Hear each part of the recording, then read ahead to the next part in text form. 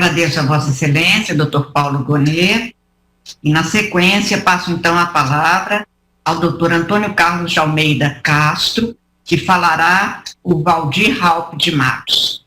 Dr. Antônio Carlos, Vossa Excelência tem até 1 hora para se manifestar e está com a palavra. Senhora Presidente, Carmen Luz, é uma alegria enorme falar com Vossa Excelência. Alegria minha. Em primeiro lugar, quero dizer da importância do Supremo Tribunal nesse momento estar composto dos ministros que estão fazendo essa composição. Nós vivemos um momento de instabilidade realmente preocupante no país. Essa instabilidade se dá, de certa forma, arrostando a autoridade do Supremo Tribunal Federal, o que nós não podemos admitir. Então, a minha completa solidariedade como advogado, como cidadão, porque, evidentemente, como bem disse o ministro Celso de Mello, nós temos que resistir. A resistência se fará democraticamente dentro dos limites constitucionais. Só Vossa Excelência pode ter certeza que a Corte conta com o apoio dos advogados, com o apoio dos cidadãos, e nesse momento de certa instabilidade entre os poderes. O Congresso Nacional tem se portado muito bem e o Supremo Tribunal está à altura do desafio. Nós confiamos plenamente na posição de todos os ministros e da Corte em especial. Então fica aqui o nosso abraço de solidariedade irrestrita ao Supremo Tribunal Federal. Excelência, que me traz aqui para fazer uma exposição de defesa, ouvi com muito prazer o meu amigo Dr. Paulo Gonet, que não é o autor da denúncia, é bom que se diga, apenas cumpriu o seu papel de fazer a defesa dela. Num momento interessante. Eu, antes disso, quero também parabenizar o Supremo Tribunal pela forma que está conseguindo lidar nesta pandemia, nesse momento de isolamento. Esse julgamento, que não é presencial, infelizmente, até nós requeremos que fosse adiado, porque julgamos que uma ação dessa importância poderia ser levado no presencial, mas, de qualquer maneira, o Supremo Tribunal, especialmente, tem se portado de uma forma a responder os desafios nesse momento de isolamento e pandemia. Então, aqui estão presentes, sem a menor sombra de dúvida, todos os requisitos constitucionais que sustentam o processo penal. Então, eu quero também parabenizar o Supremo Tribunal. O que não sustenta o processo penal, e aí com a devida vênia, são algumas teses que têm sido trazidas pela Procuradoria, especialmente o doutor Tiago, meu querido amigo que vai sustentar sobre o tópico da dúvida acima do razoável, é realmente preocupante. Se nós instalarmos essa pretensão no processo penal brasileiro da Procuradoria, como está dito num capítulo desse processo, nós estaremos derrubando ou afrontando toda a base do processo penal democrático do Brasil. É a realidade. Nós estamos querendo afastar o princípio do duplo réu, ministro Lewandowski, nós estamos querendo afastar e instituir um princípio que, na ação penal 3994, que eu tive o prazer de defender da tribuna do Supremo, já ia dizer dessa tribuna, porque eu estou falando de pé, porque eu não consegui falar sentado, eu estava vendo sentado, mas na hora de falar eu não consigo falar sentado frente a Vossas Excelências, e na ação penal 3994, como se afastou o princípio do indúbio pro societas. É mais grave do que isso, essa tentativa de fundamentação de agora, quando não se consegue a prova, simplesmente pleitear a condenação sem uma prova, nem diria contundente, sem uma prova razoável. Essa é a pretensão da Procuradoria nesse processo. Nós precisamos fazer aqui alguns pequenos detalhes, ministro Celso, Vossa Excelência, que é o revisor, a quem eu devo tanta consideração e respeito, porque, veja bem, em primeiro lugar, nós estamos tratando de uma ação penal que está posta no âmbito da Operação Lava Jato. Operação extremamente importante para o país, absolutamente importante, que desnudou um grau de corrupção no país que nenhum de nós imaginava. Nem a advocacia criminal, nem os juízes, nem o Ministério Público, nem os jornalistas que trabalham com investigação criminal. Ninguém imaginava. Então, assim, essa investigação, que teve uma importância fundamental, ela se perdeu depois, com devida vênia, pelo excesso que se deu no bojo da força-tarefa, no bojo da Operação Lava Jato. E por que eu digo isso? Não é uma crítica dissociada da defesa que eu vou levantar aqui. Porque eu penso que foi exatamente nesses excessos que, em muito boa hora, o Supremo começa a enfrentar, no excesso das delações premiadas, nos excessos das prisões preventivas, na configuração que se dá a certa parcialidade no processo que vai ser julgado posteriormente por essa Suprema Corte. Acho que o Supremo Tribunal está fazendo agora o enfrentamento necessário, porque, na minha visão e com a devida vênia, é exatamente no bojo desses excessos que se deram na Operação Lava Jato que foi gestado esse governo autoritário que nós, infelizmente, temos que enfrentar hoje. Uma é consequência da outra. E o que se dá no processo criminal? Veja, Vossas Excelências, especialmente o ministro Carator, o ministro Fachin, a quem eu presto as minhas homenagens. Veja, Vossa Excelência, essa denúncia tem 45 páginas. Nas primeiras 21 páginas, Raupp não é sequer citado, ele não existe. O que existe é uma bem feita, bem amarrada, descrição do que é a Operação Lava Jato. E por que se faz isso? Não é por acaso, Excelências. Isso é feito, ministro Gilmar, para que quando chegar no momento do julgamento, a história está contada. O doutor Paulo Gonet, que eu presto as minhas homenagens, ele trouxe informações do processo que estão dissociadas dos fatos do Raupp, do senador Raupp, com a devida vênia. O que nós temos? Nós temos uma história contada como fosse um nariz de cera sobre a Operação Lava Jato, e que boa parte dela constatou ser verdadeira, inclusive por esse Supremo Tribunal Federal. Só que no momento que chega no fato concreto, nós estamos julgando aqui um processo penal que envolve 3 pessoas. Nós temos que mostrar os fatos. Sua Excelência é um fato. As teses jurídicas da lavagem, as teses jurídicas que vai enfrentar a questão da dúvida razoável, meu sócio Marcelo Turbay e o doutor Tiago Turbay vão fazer o enfrentamento. Eu me coube trazer a questão dos fatos, porque nesse processo há uma verdadeira dissociação da realidade.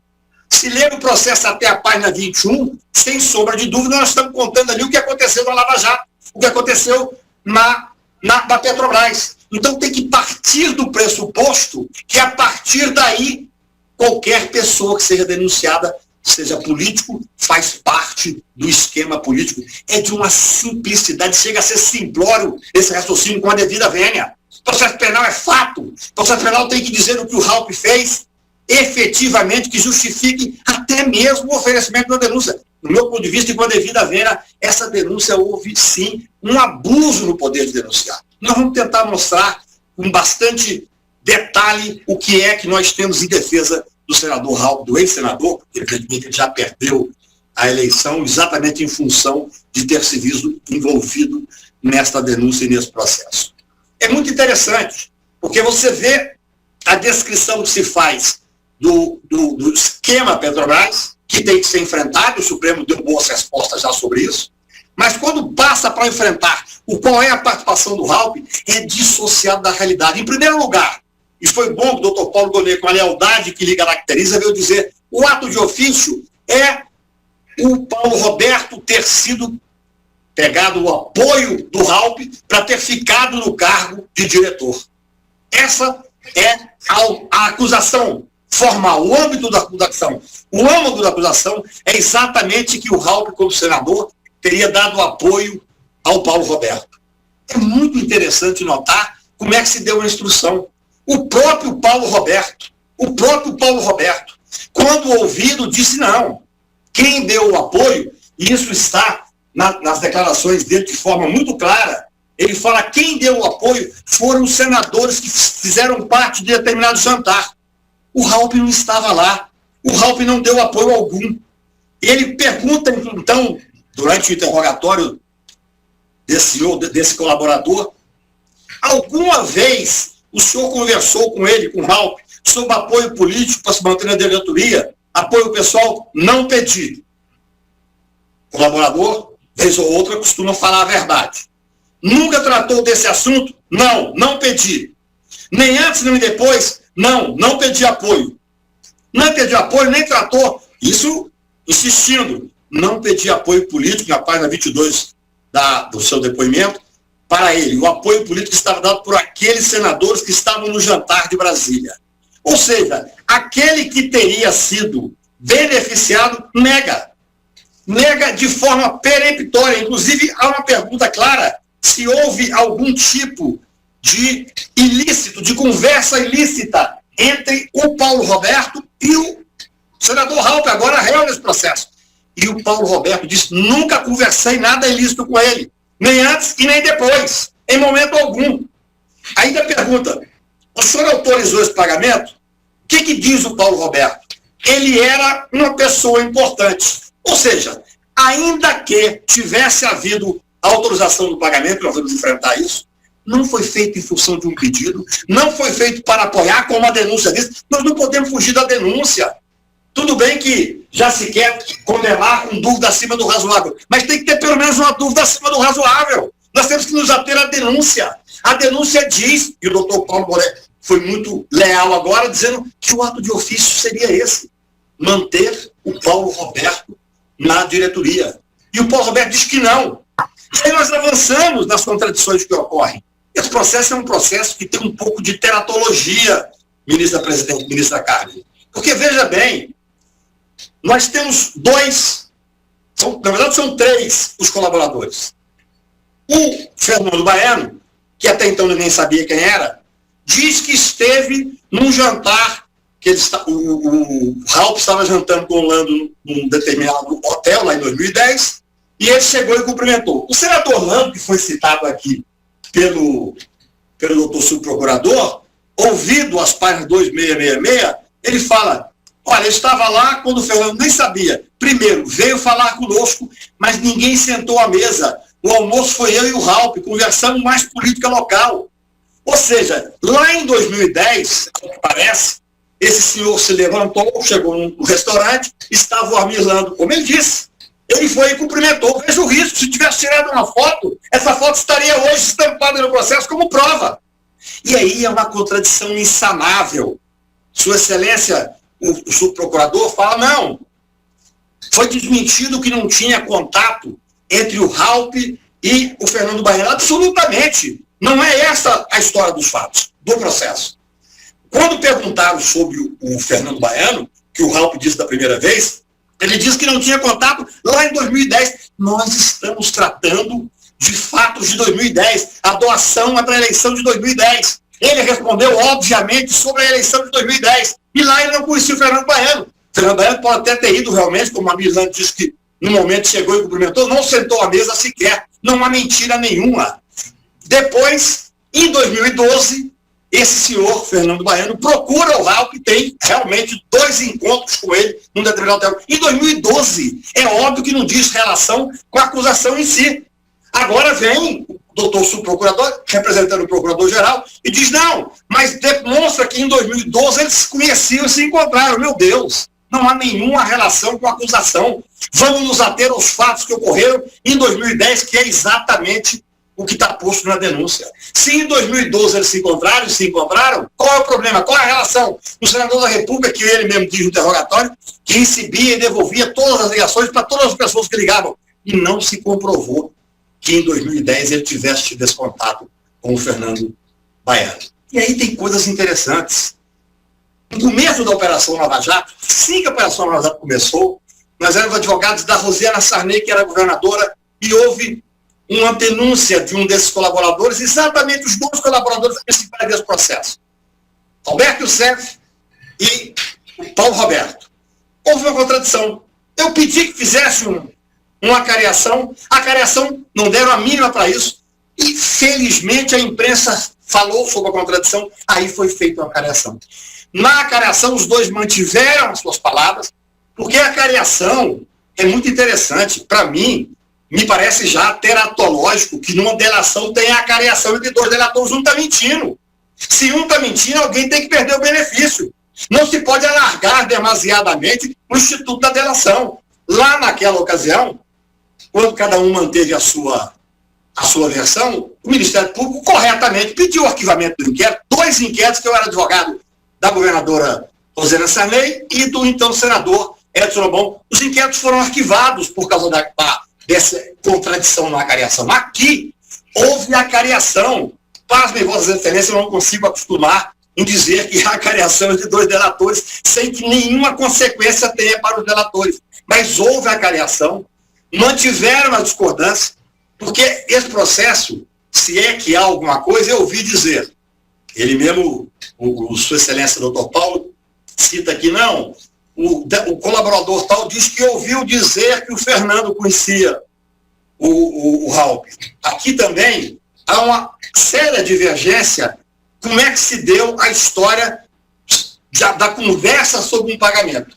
Porque o Alberto Youssef, que era quem operacionalizava, que era uma pessoa até então desconhecida, salvo para nós, advogados, que já o conhecíamos de uma operação muito anterior, e o Paulo Roberto, que diz, não, ninguém conversou comigo sobre isso. Pode ser, nós estamos falando de condenação penal, estamos falando da vida de uma pessoa, pode ser que ele tenha falado, o Fernando Baiano tenha falado comigo, mas eu não me lembro. E há uma insistência no interrogatório dizendo, eu não me lembro. Porque, na realidade, ao que tudo indica, no máximo o que ocorreu, nas palavras do delator Paulo Roberto, no máximo, é que ele julgava que era importante e pode ter conversado para fazer o pagamento. O doutor, senador e hoje réu nesse processo, não tinha a menor noção do que estava acontecendo. E aí vamos fazer o detalhamento de um outro ponto que para mim é fundamental e que também, com a devida vênia, acho que a Subprocuradoria falou de uma forma que não está exatamente correspondendo com a realidade, que é a questão do reconhecimento do Alberto Youssef e da senhora Maria Clara, que infelizmente também é réu nesse processo. O que ocorreu? Está nos autos, isso é instrução processual. Isso não é o que o advogado está falando. O que ocorreu? A Maria Clélia, às vezes, Excelência, presidente, ministra Carmen Lúcia, ministro Fachin, às vezes os fatos mais simples são os mais difíceis de serem dado credibilidade a eles. Porque, especialmente, quem tem a visão acusatória, como tem, infelizmente, boa parte da Procuradoria, essa denúncia é uma denúncia antiga, ela tem a visão acusatória, ela parte da não credibilidade das pessoas. Até porque nós estamos falando de um esquema que realmente paralisou o país. Agora, quando formos lidar com o caso concreto, nós temos que ver o caso concreto é uma pessoa que está na ponta. Não é a estrutura da Lava Jato. A estrutura da Lava Jato, que ocupa metade dessa denúncia, parte do pressuposto assim, olha, leia até a metade, que depois quem nós colocar na segunda metade está condenado. Será aquilo que eu chamo de criminalização da política. Uma criminalização que, felizmente, esse Supremo Tribunal tem enfrentado, inclusive na ação 3994, que, repito, tive a honra de sustentar, nós trouxemos do parecer e trouxemos agora também do Alaor Leite, do Luiz Greco, falando exatamente sobre a criminalização. Criminalização é essa, ministro Celso de Mello, que quando é devida vênia, é a base, é a gênese desse governo que está aqui hoje, que nós estamos tendo dificuldade de enfrentar. Essa criminalização que afastou a política das pessoas de bem. O que o doutor Raul fez para ser réu nesse processo? A conversa que teria havido entre o CEF e a Maria Clélia. A Maria Clélia conta a história com começo, meio e fim e comprovação através do que se pode comprovar, porque fazer prova negativa, excelências, é muito difícil. Mas foi possível fazer através das herbes. Ela disse que iria a São Paulo para tratar da Votorantim. O gabinete avisou a ela que tinham ligado da Queiroz Galvão e deu um telefone para ela. Ela foi a São Paulo tratar da Votorantim, ligou naquele número, atendeu uma pessoa que disse que não podia recebê-la. Ela ligou novamente, atendeu a mesma pessoa, disse que aquele dia estava difícil de receber. Ela disse que voltou para Brasília e que posteriormente, veja só, há uma concatenação e a comprovação dos telefonemas, que posteriormente uma secretária da Queiroz Galvão liga para fazer o recibo. E ela mandou fazer o recibo. E esse senhor que está também denunciado fez um recibo. Está denunciado por corrupção e lavagem. É algo inacreditável. Nós temos que ter responsabilidade com o processo penal, não apenas com essa história de enfrentamento da corrupção. O enfrentamento da corrupção é absolutamente necessário e Vossa Excelência pode ter certeza que a advocacia e eu, especialmente, sempre estarei do lado desse enfrentamento. Mas nós queremos um enfrentamento que seja dentro dos princípios constitucionais e com a reserva dos princípios legais. O direito de cumprir a Constituição não é apenas do Ministério Público, é também de defesa de toda a sociedade. E exatamente por alargarmos a possibilidade de afastar a Constituição, é que o Brasil hoje encontra nesse momento tão difícil. Então, vejam Vossas Excelências, senhora presidente, que essa senhora vai, telefona, e aí vem o Alberto Youssef, depois da 300 vezes que faz depoimento, e diz, não, essa senhora teve no meu escritório. Como você a reconheceu? Por uma fotografia. Olha, isso não é sério. Isso não é um processo penal sério, conduzido por um Ministério Público que eu respeito. Eu não conheço a cariação que possa ser válida para levar uma pessoa para dentro do processo penal. Por que não levaram essa senhora na frente do Alberto Youssef? tem todas as condições de fazer, à época, então, a Operação Lava Jato, essa força-tarefa, pegava aviões para lá e para cá, o dia inteiro andando avião preso aqui e ali. Não havia nenhuma possibilidade de ter contenção de gasto. Por que não fizeram a cariação com essa mulher? Porque ela disse, eu nunca estive com ele. Aí, quando passa a investigação, é recebida a denúncia, começa a instrução, eles vão ver, não há comprovação que ela esteve lá, porque a SERP, o trabalho feito pela Polícia Federal, foi favorável à defesa, sim, doutor Paulo. Foi favorável à defesa, comprovou que ela não esteve lá. Vem o doutor e o CEF e diz o que? O colaborador e o CEF. Não, ela esteve no meu escritório, mas ela não, como não tem nenhum comprovante que ela esteve no escritório, ela pode ter entrado pela garagem junto com o deputado tal. Ela pode ter entrado pela garagem. Eu tenho 40 anos de advocacia criminal. Isso é uma coisa que, no meu ponto de vista, fica negativo para o Ministério Público Federal. Tem coragem de sustentar uma prova em cima dela, pode ter entrado pela garagem. E digo mais, vai que acreditasse.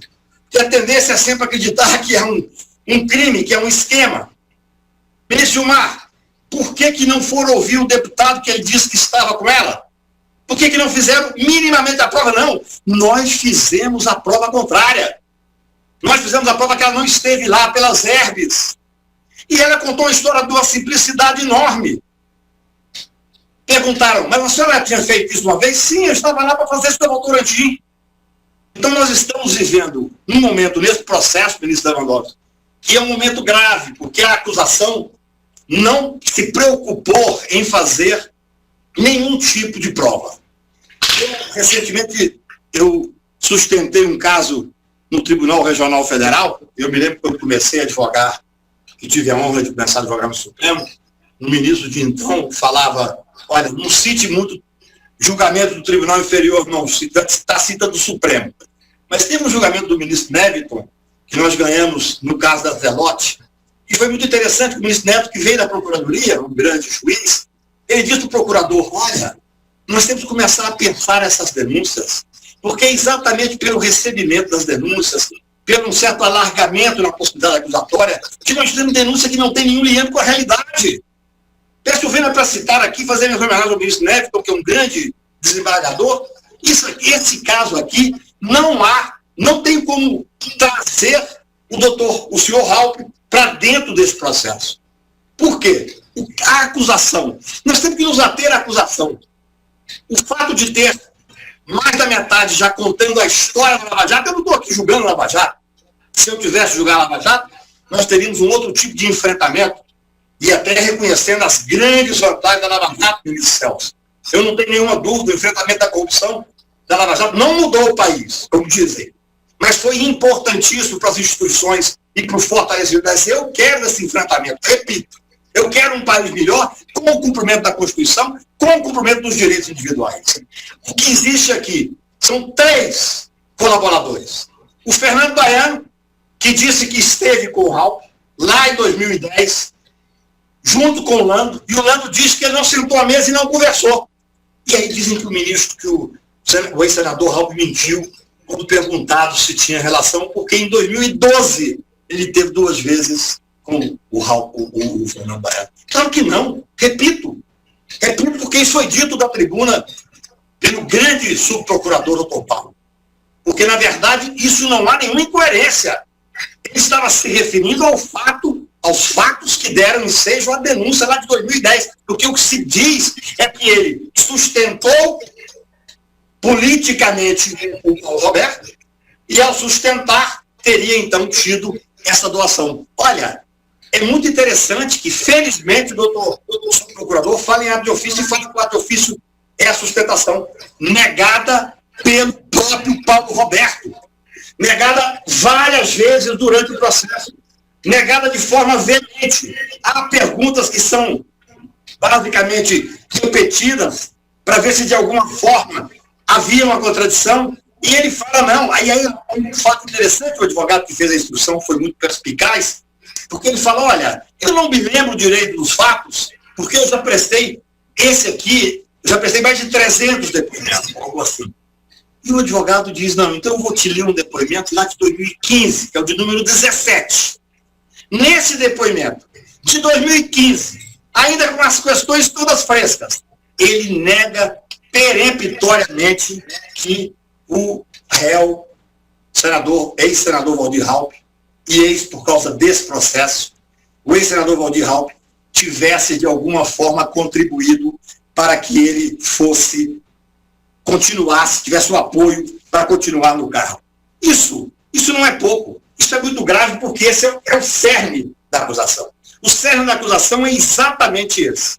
Então nós estamos numa situação, houve o pagamento, a doação de 500 mil reais, houve a doação de 500 mil reais, está comprovado. Houve negativa disso? Não. Porém, foi feita uma prova que não é comentada pela acusação, com a devida vênia, de como é que se deu a distribuição desse pagamento. O Waldir Raupp, à época, era presidente do PSDB. Sabe por que é importante dizer isso, ministra-presidente? Porque uma coisa que me chamou a atenção quando fui estudar o caso é porque teriam ligado, a Queiroz Galvão, teria ligado para o gabinete do então senador Waldir Raupp para dizer que queria fazer uma doação. Isso me chamou a atenção. Mas depois eu fui ver os depoimentos. E perguntam para ela por que ligaram para lá. Porque ele era presidente do PSDB. Desculpa, eu não sei se é Rondônia ou Roraima, eu sempre confundo. Espero que ele não esteja ouvindo, porque ele vai ficar chateado comigo. Mas o que aconteceu? As empresas, à época, procuravam a quem doar e procuraram especificamente o diretório do estado onde ele era presidente. Por isso é que há ligação para ele.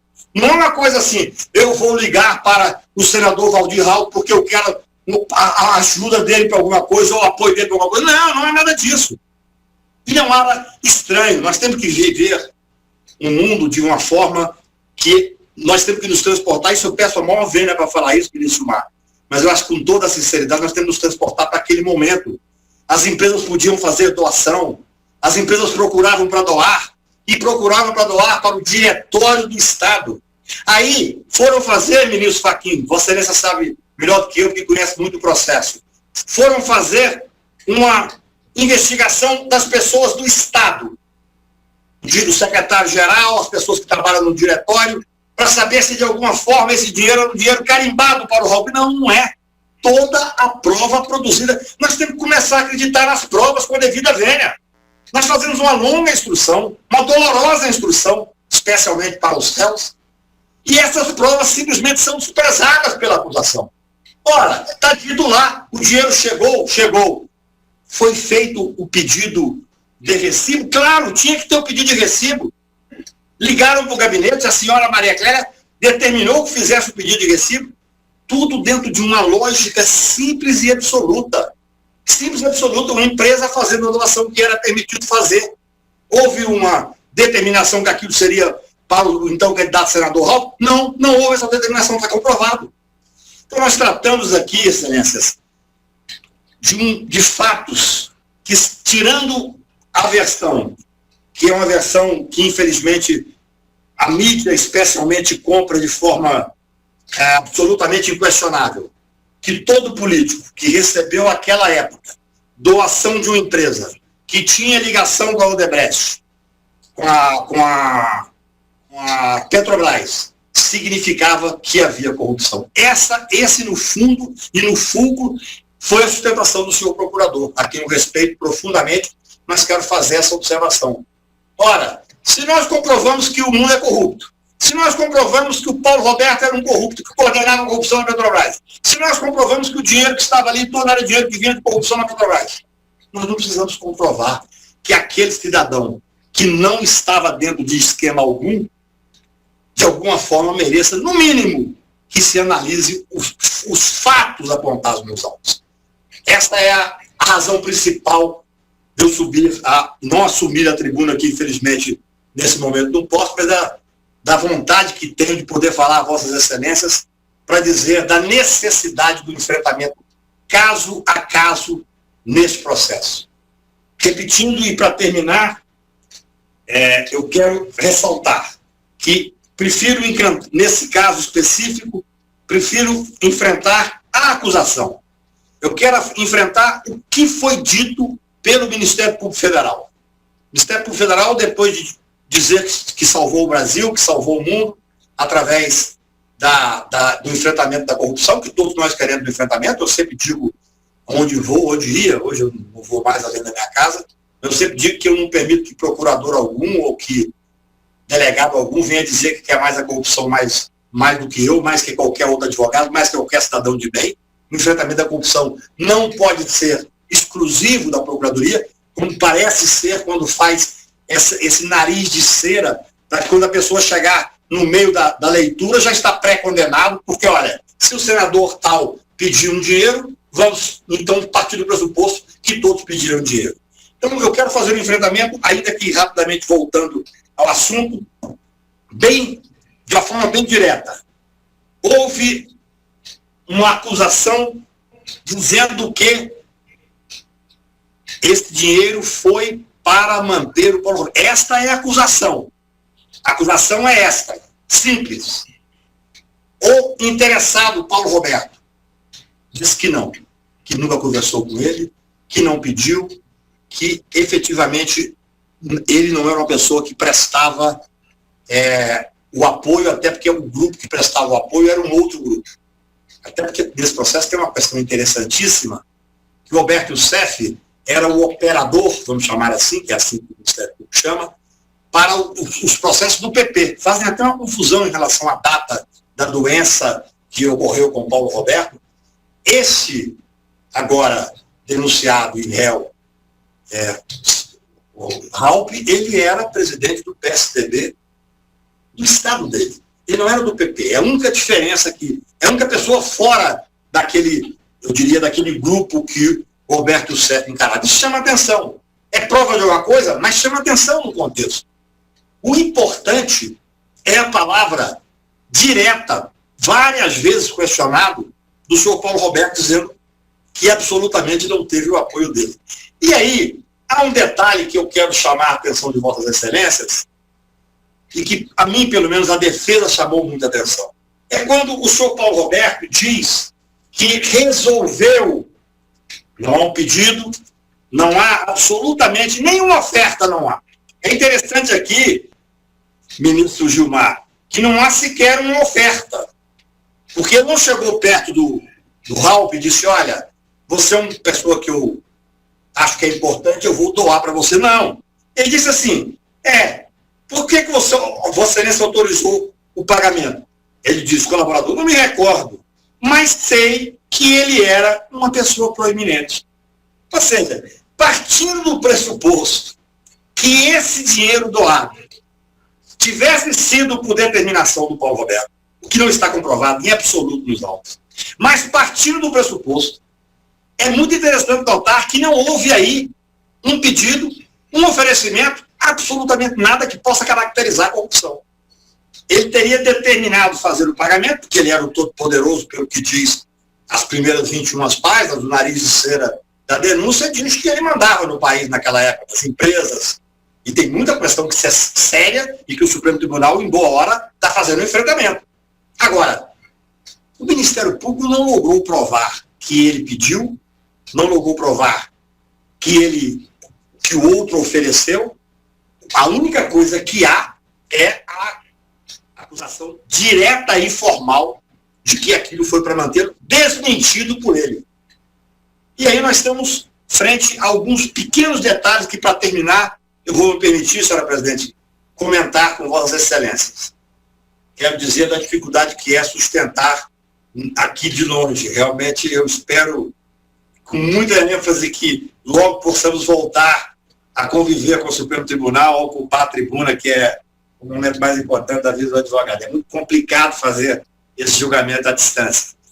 Eu tenho um detalhe que pode parecer desimportante, mas que é interessante, sobre as coisas que se deram no contorno daquilo que seria, ministro Fachin, além da delação, porque nós temos 3 delações desencontradas, tivemos uma acariação e uma outra que diz respeito a um fato de 2012, sendo que a doação foi em 2010, e mais que foi citado pelo doutor Paulo, e então, sou procurador, eu faço questão de enfrentar, que é o fato de encontrar numa caderneta o WR, dizendo que seria esse W, é com V, mas o Ministério Público Evidentemente, se fosse para servir ao Ministério Público, não, aqui não está exato.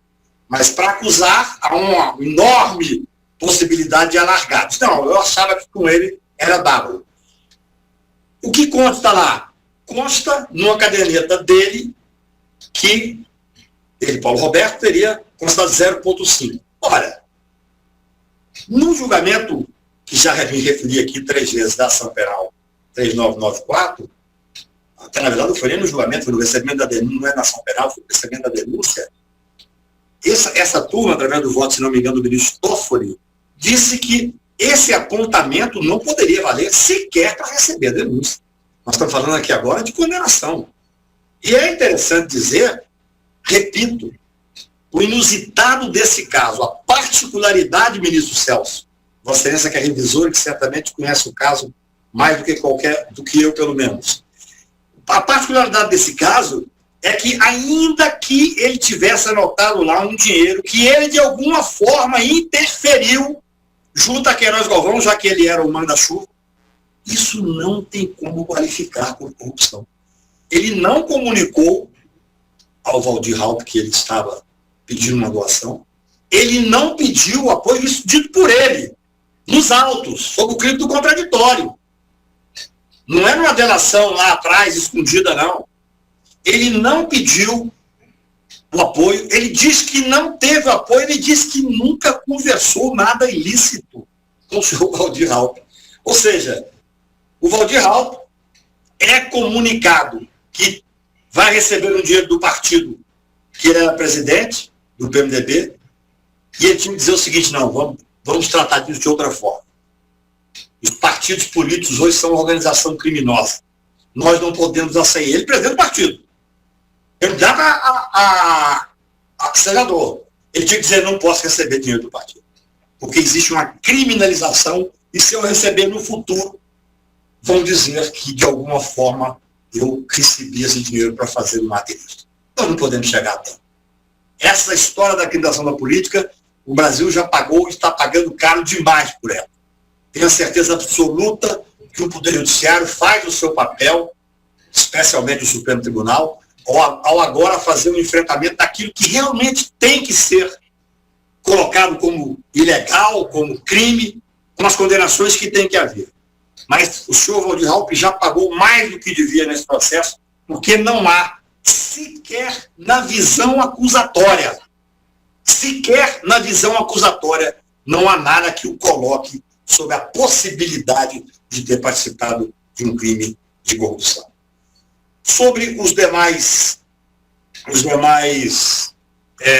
delatores, colaboradores, prefiro sempre a palavra delator, sobre os demais delatores, neste caso, não há sequer um momento das delações premiadas que possa preocupar o réu, ora Waldir Raupp. Por quê? Como disse, há uma contradição entre 2 dos delatores, essa contradição favorece o senador Waldir Raupp, não há uma imputação, eu penso, o Roberto Serra fala, não, eu penso que quem disse isso na indicação foi o Fernando Baiano.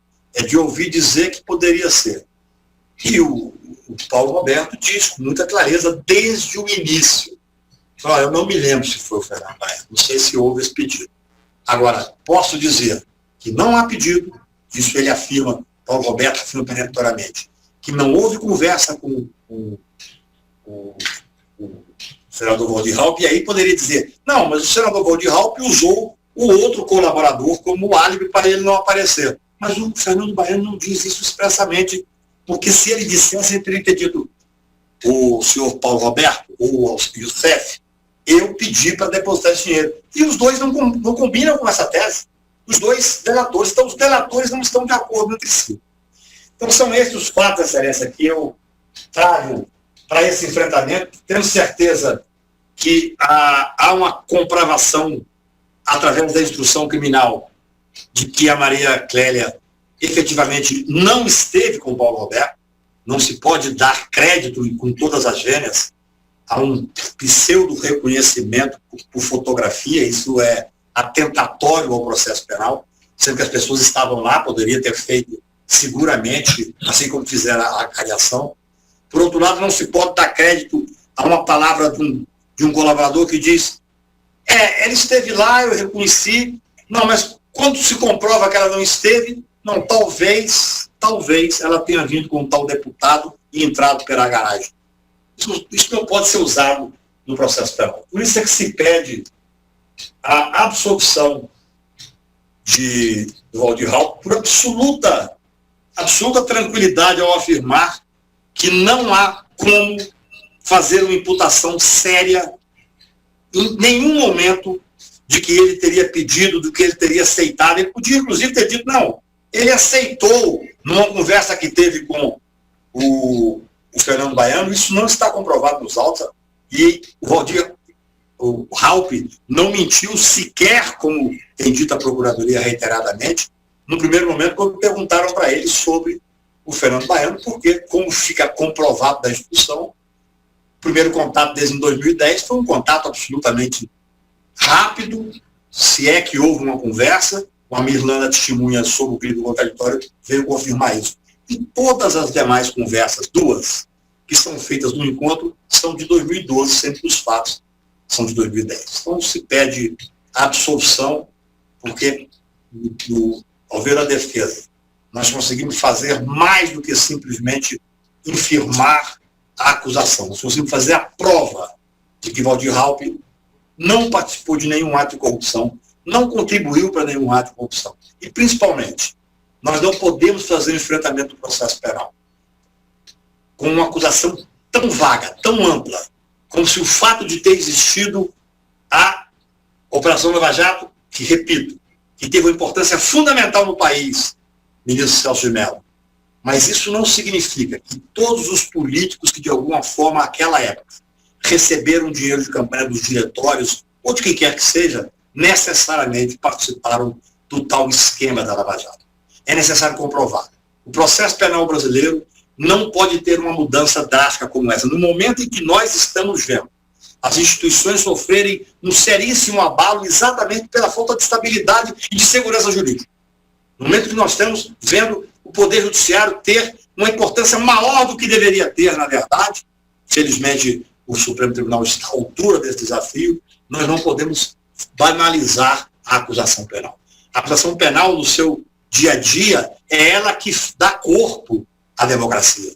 A acusação penal, na ampla defesa, na necessidade da prova contundente, da prova cabal, é ela que dá corpo ao Estado Democrático de Direito. É a segurança jurídica que nós precisamos ter. E que, nesse caso, a defesa tem a pretensão de ter feito a plena prova de que Raupp não participou de nenhum esquema, do tradicional esquema da Lava Jato, e que, nesse caso concreto, não há nos autos nada que possa levar a uma hipótese de condenação. Obrigado a Vossa Excelência.